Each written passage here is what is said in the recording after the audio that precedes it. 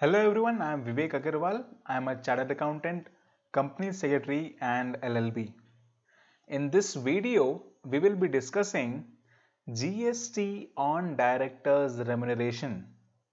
Whether the company is liable to pay GST on reverse charge mechanism basis on the remuneration paid to its directors. This is a burning issue in the industry right now.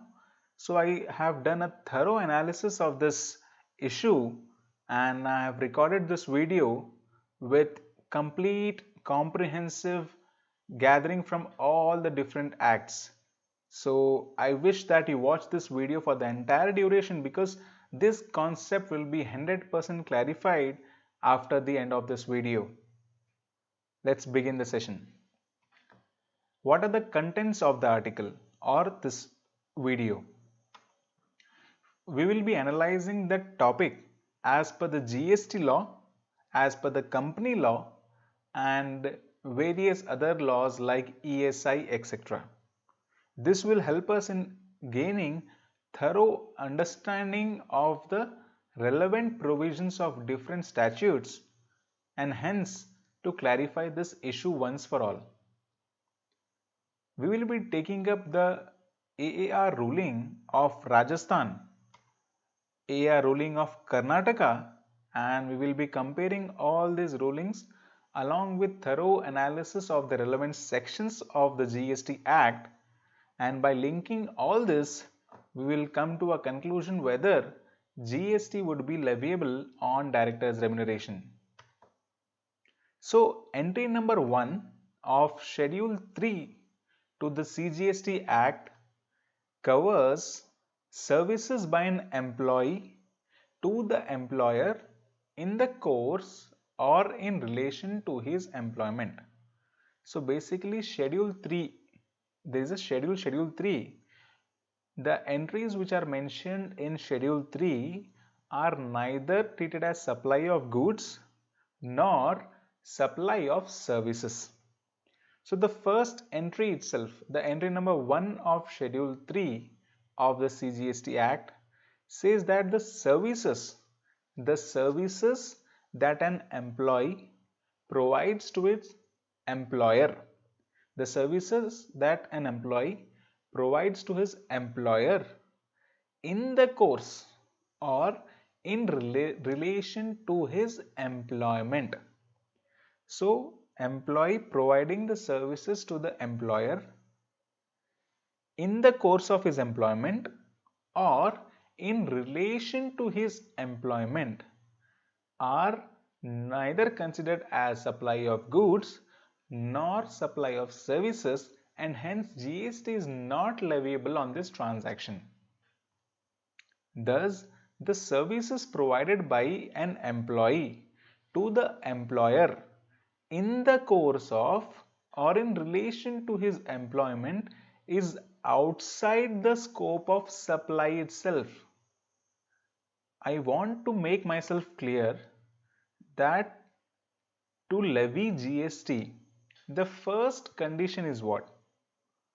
Give me your comments. To levy GST, the first condition is what? The first condition is that the transaction must be a supply. If the transaction is supply, then the question of who will pay the GST will arise. If the transaction itself is not a supply, then when is the question or why is the question of who will pay the GST? Further notification number 13/2017 of Central Tax stated that on categories of supplies mentioned therein, the whole of central tax payable under section 9 of the CGST Act shall be paid on reverse charge basis by the recipient of services. Before I proceed, I would like to say that if you have any questions or any queries or any suggestions on this topic or any other topic of GST or income tax, you can mention your queries in the comments below. What I will be doing is I will be going live once a week or once in few days, and I'll take up all your queries and answer them live. So you can post your queries or your suggestions in the comments below. So let us continue with the presentation. What have we studied? That on categories of supplies mentioned therein, the whole of central tax payable under section 9 of the CGST Act shall be paid on reverse charge basis by the recipient of services. The recipient of services. In our example, where the director is providing services to the company, the director is providing services to the company. The provider of service, that is the service provider, is who? The service provider is the director. The service recipient is who? The service recipient is the company. So in this notification it was mentioned that in the cases mentioned in this notification, the recipient of services, normally in GST, the provider of services or the provider of goods, the supplier is liable to pay GST. But in these cases, the recipient will have to pay GST. So the liability to pay GST falls on the recipient on reverse charge mechanism basis. In our example, where the director is providing services to the company, the service provider is the director. As per GST, director is liable to pay GST on such services. But this falls under the RCM category, and the company, though the company is the recipient of the services, the company has to pay GST. The notification merely specifies the person who is liable to pay the tax. So the notification specifies who is liable to pay the tax. The notification does not levy the GST. Notification says in case GST is levied, then the recipient is liable to pay GST. The notification doesn't specify that the transactions mentioned in the notifications are leviable to GST. The notification says that in such transactions, the recipient is liable to pay GST. So it is a well accepted position that the levy of tax cannot be created via notification issued for prescribing the person liable to pay tax. The objective of notification was what? The objective of notification was to prescribe as to who will be liable to pay GST. The notification didn't have the objective of levying GST. Moreover, it is a well accepted position that the levy of tax cannot be created just by issuing a notification. The supply of service by the director has to first qualify as a supply under section 7 of the CGST Act. This we have discussed already. Forget about this issue of GST on director's remuneration. Let that be any transaction. No matter what transaction it is, first we need to check whether the transaction falls under the definition of supply. If the transaction is a supply, then the next question is who is liable to pay GST? So the first question you have to be clear that we need to check whether it is a supply. If in case it is a supply, then the next question arises as to who will pay GST. Now the supply of service by the director has to first qualify as a supply under section 7.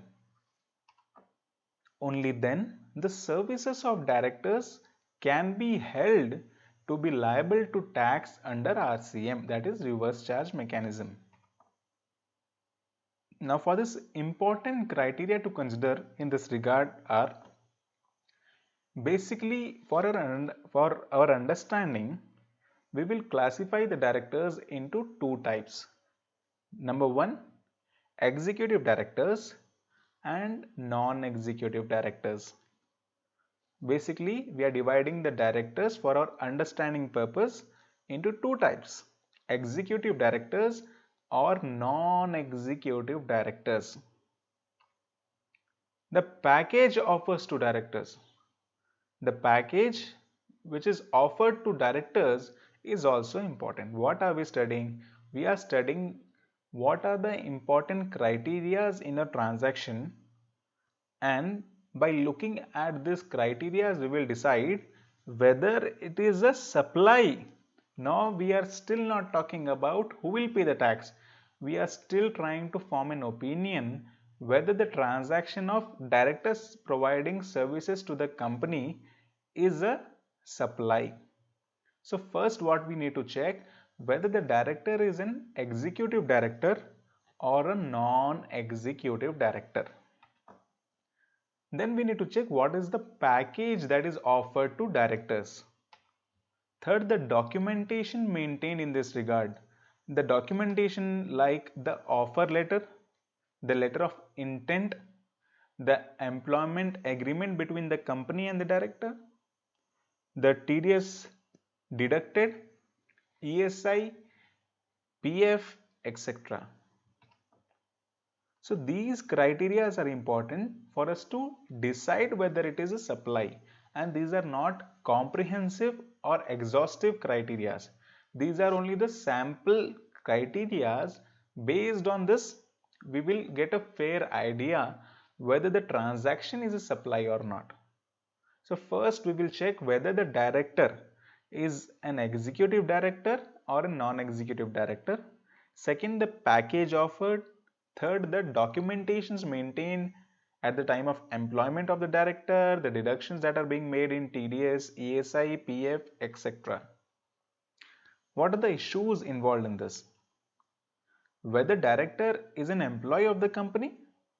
This is a big issue, because if we term the director as an employee of the company, there is a huge possibility that we will pull this transaction into entry number 1 of schedule 3, which we have discussed at the beginning, and term this transaction as neither a supply of goods nor a supply of GST, neither a supply of goods nor a supply of services, and hence there is no question of GST because the transaction is not a supply at all.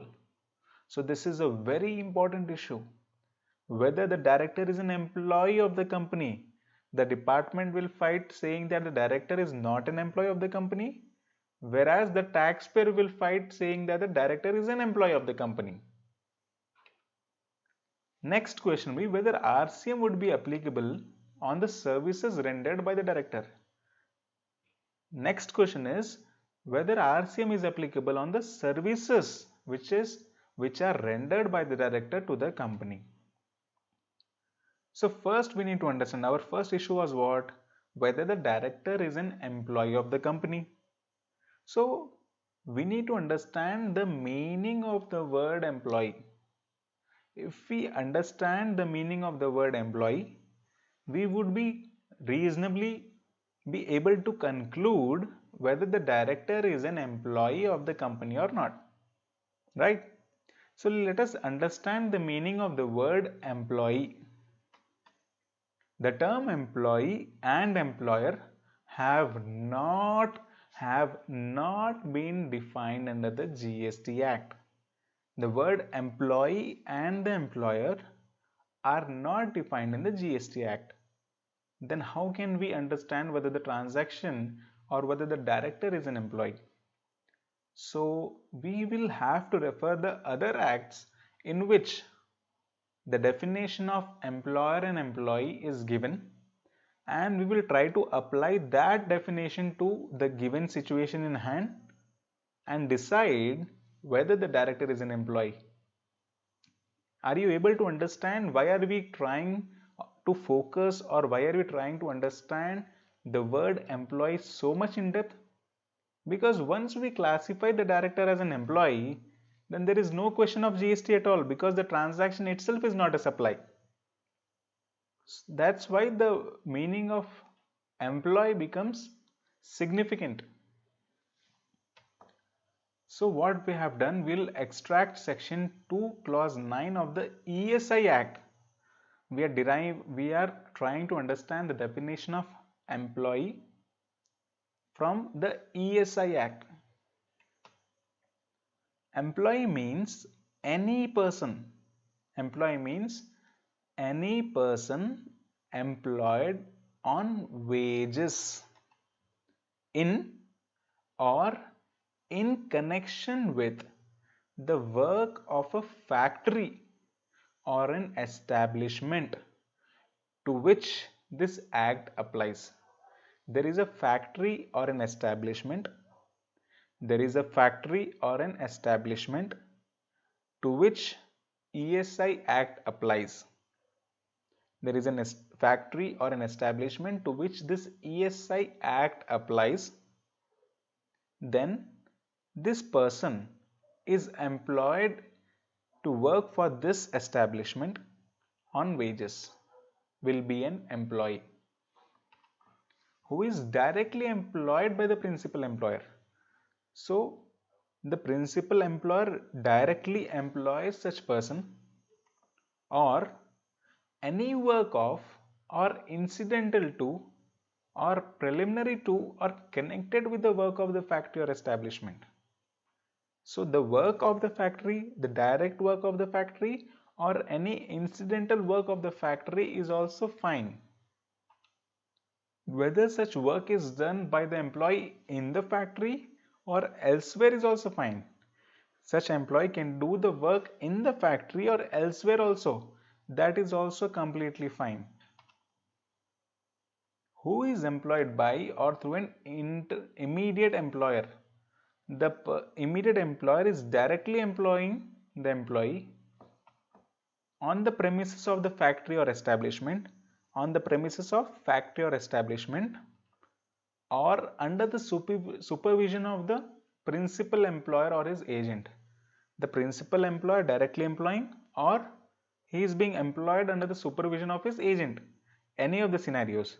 Basically what it means is, there is a factory or an establishment to which the ESI Act applies. This person is employed on wages. He works in the factory or outside, that doesn't matter. Such person is called an employee.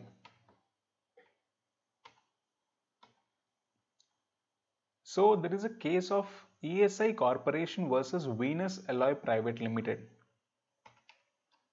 The Honorable Supreme Court has held that if director of a company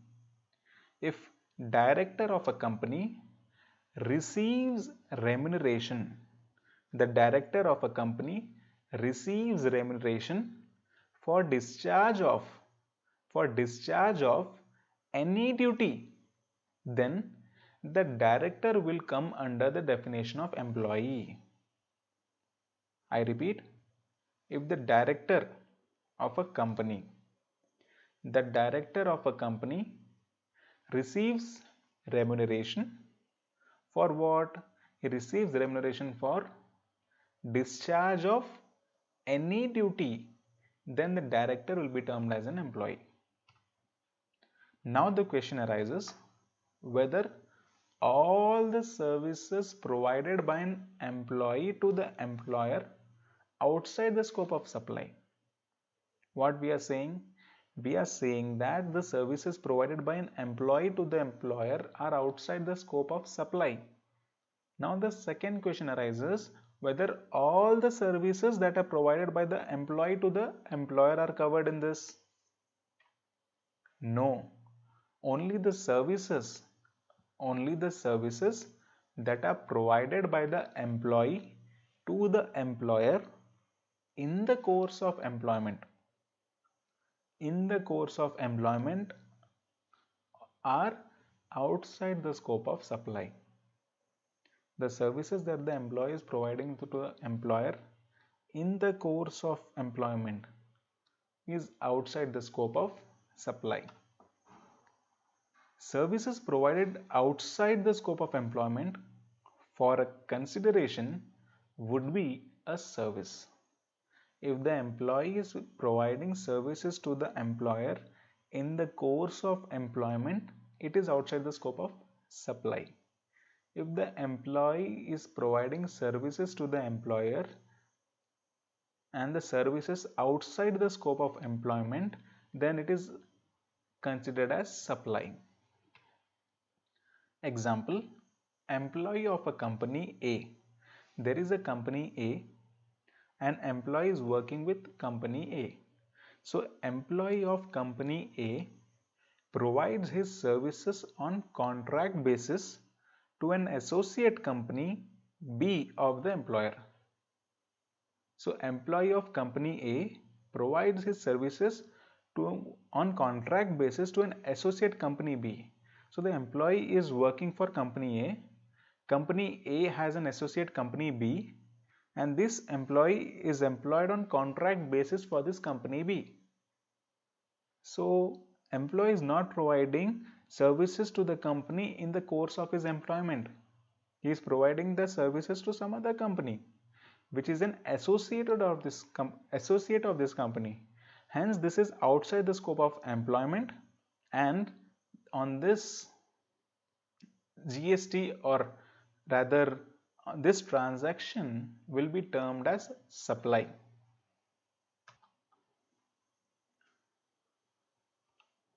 This would be considered in the scope of supply. Would services provided by a person to another on contract basis be treated as services in the course of employment?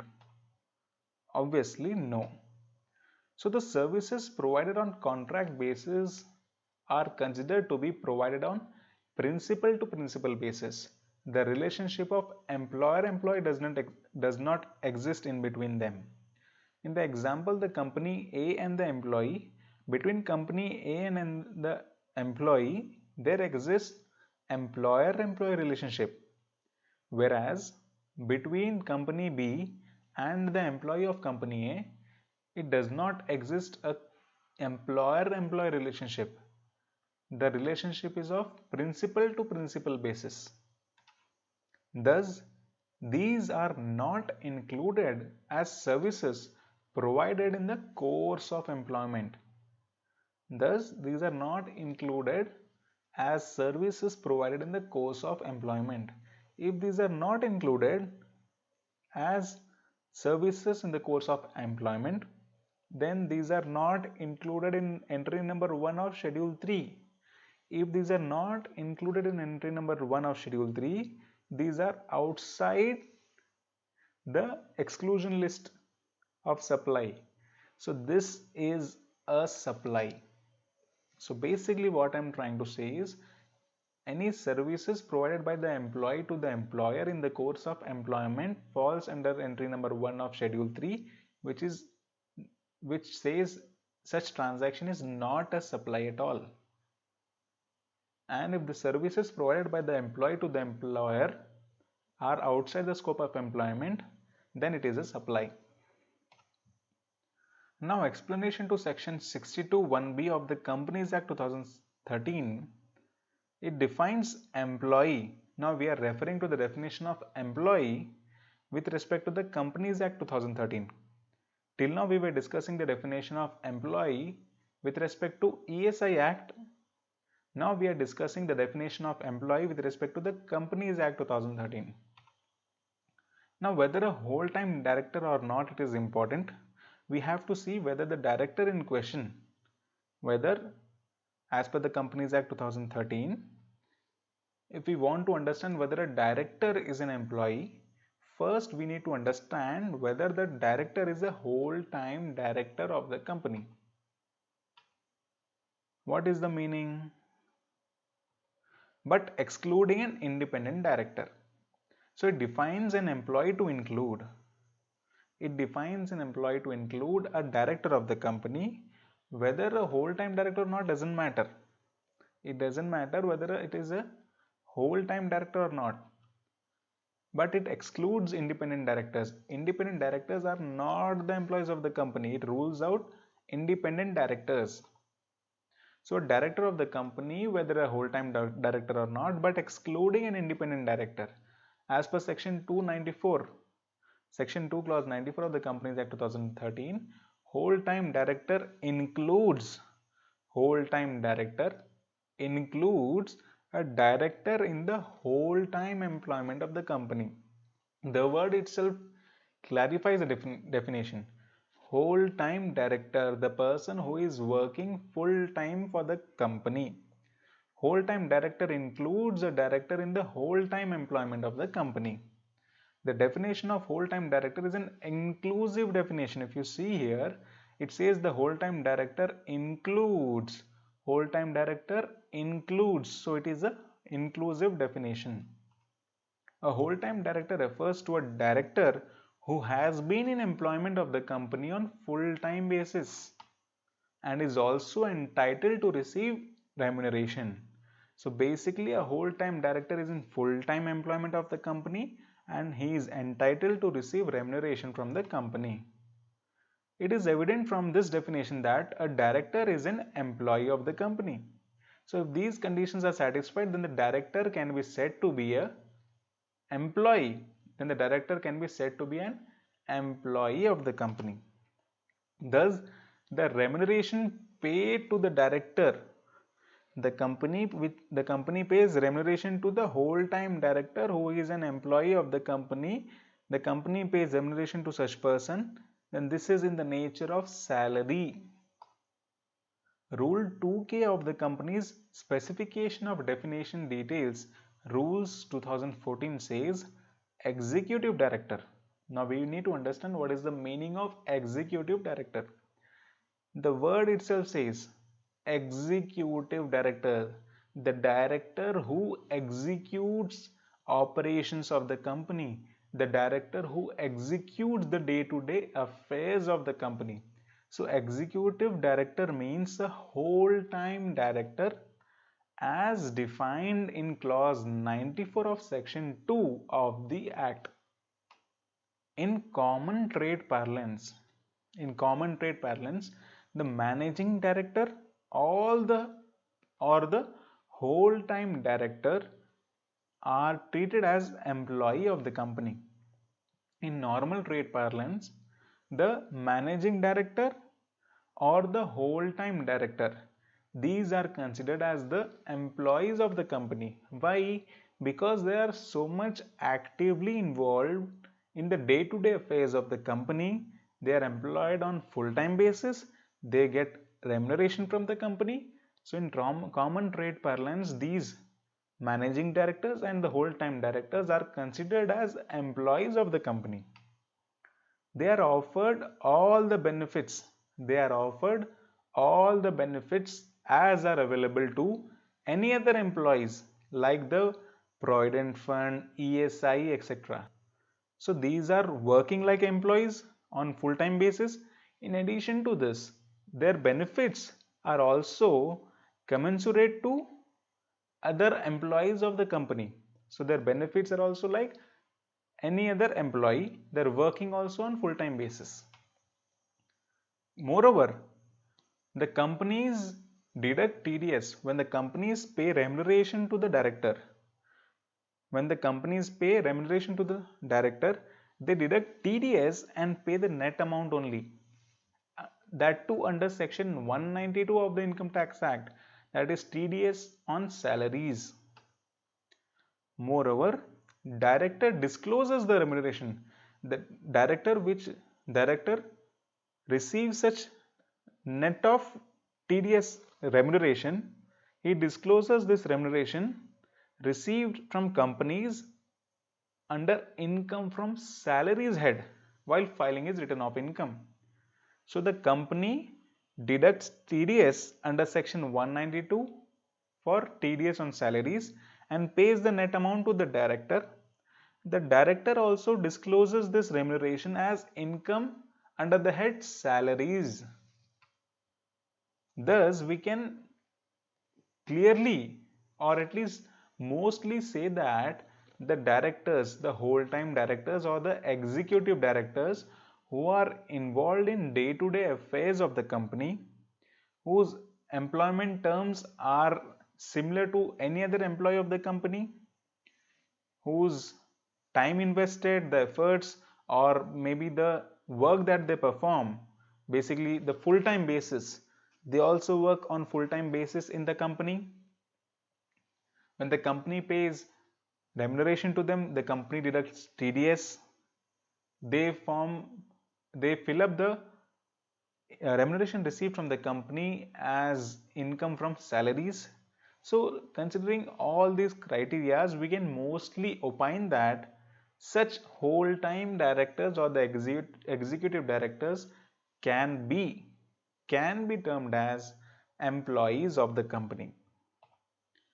Now, what did the Rajasthan AAR say in the case of Messrs. Claycraft India Private Limited?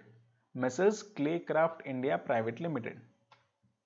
In the case of Messrs. Claycraft India Private Limited, it was held that the consideration paid to the directors by the applicant company will attract GST under RCM in the hands of the applicant. Basically, it said that the company is paying remuneration to the directors, right?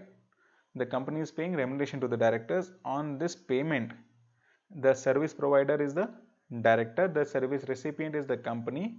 On RCM basis, the company has to pay GST on such transaction.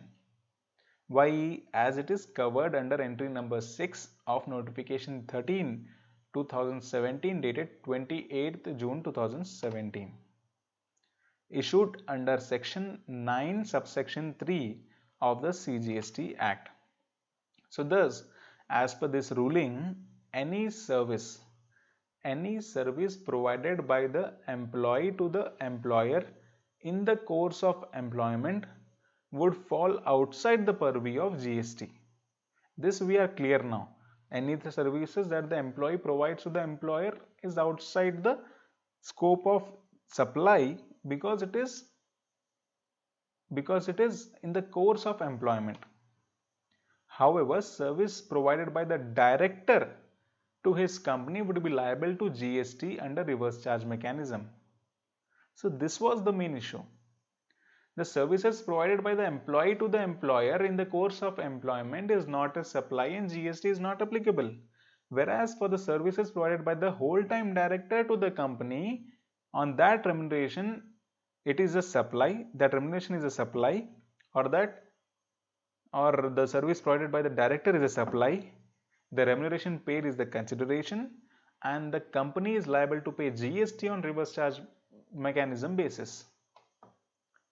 Now, in addition to this, there was a completely divergent view decided by the Karnataka AAR in the case of Anil Kumar Agarwal.